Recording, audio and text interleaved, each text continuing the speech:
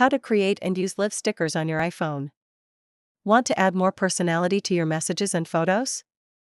You can now create live stickers straight from your own photos, and they work across messages, notes, documents, and more.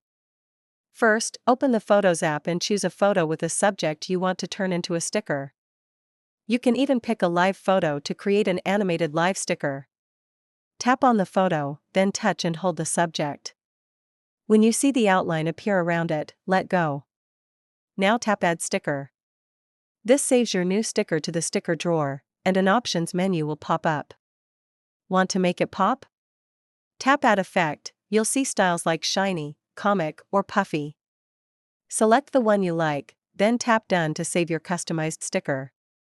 You can use these stickers in all kinds of places, in messages, on photos, documents, even screenshots using markup. Let's try adding one in messages. In a conversation, tap the plus symbol button next to the text field, then choose Stickers. From the sticker drawer, tap the Add button if you want to create a new one, or tap a saved sticker to add it to your message. To keep learning about your iPhone and more cool features, subscribe.